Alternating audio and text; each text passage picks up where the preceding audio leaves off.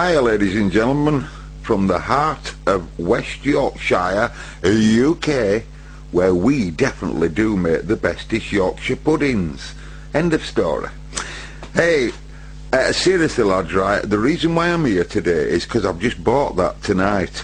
I've just bought that off my mate Dealerman, thank you.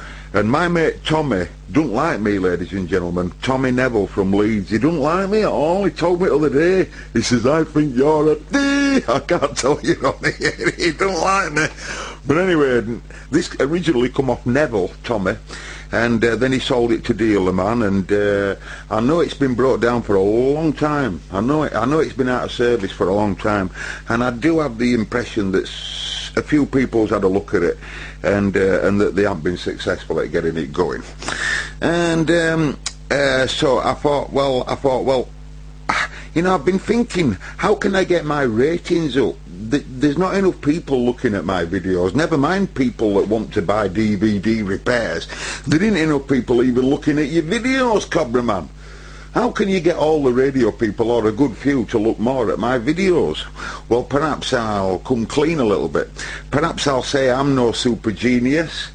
I just have my way of fixing things, and whether my way's right or wrong, as long as we get them going and they work right eventually, surely, if you don't mind me calling you Betty, that's the main thing.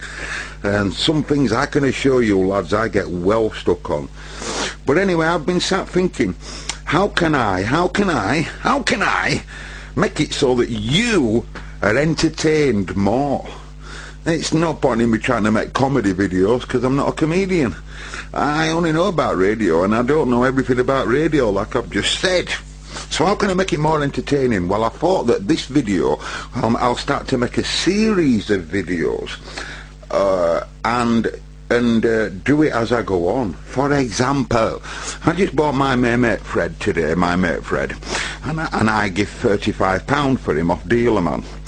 Now, at one time I could have bought 3 Stalker 9s off Tommy there for 80 quid, I believe. Three broken down ones. This is an FDX, by the way, and I give him 35 quid for it. And all I know is what Dealerman's told me about it, and Dealerman said there is some screws, by the way. I've just taken them out to have a little look in first, and before I go any further, right? Never been to a power supply while it's been with me, okay? But it is an FDX, right? Anyway, so I said, what's wrong with it then?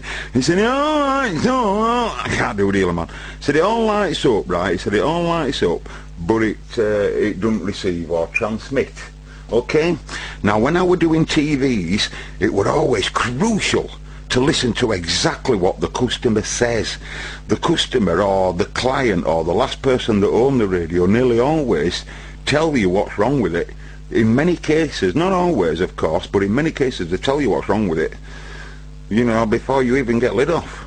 So the last customer apparently says it doesn't receive, doesn't transmit, but it does light up apparently, okay.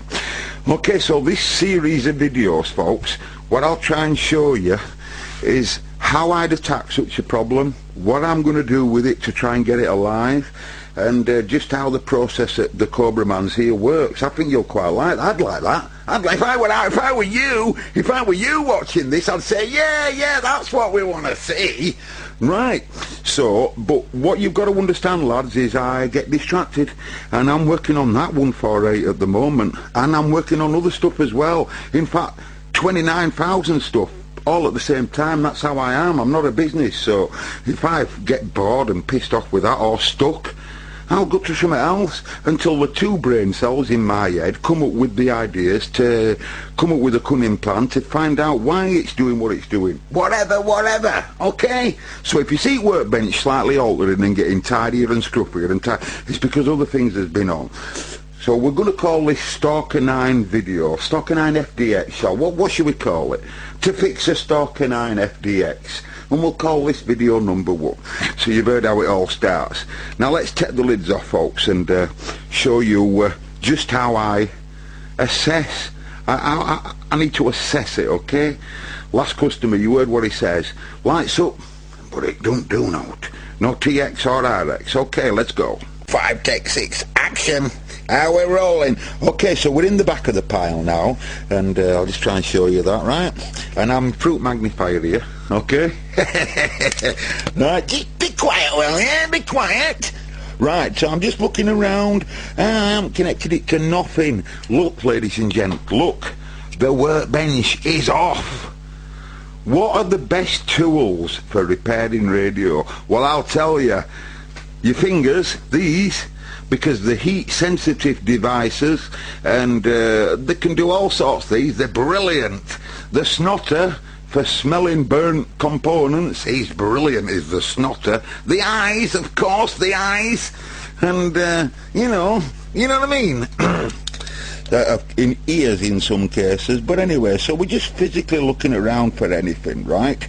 And my eyeballs say, well, the bias adjustments are roughly in the middle there. That's a good sign. Usually when someone's been fooling around, they're at one side like that, like my mate Fred here. Look at the AM carrier power, turn full up. It liked to work hard on FM, did poor animal, but yet ALC's quite half on. See these two brown and wires here going to this socket here?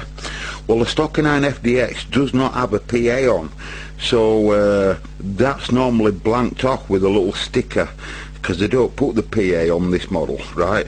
So someone's obviously put that for a reason, and I'd like to see it coming down here, so that will have to be sussed out, as well as this SWR tape. It's special SWR tape is that for. Stop laughing. Take that off and your SWR will shoot up. No, seriously, that's so. All stuff like this, you see, we have to know what it's doing but before I put any power to here. I can tell you also that there's been some messing around at this mic socket here.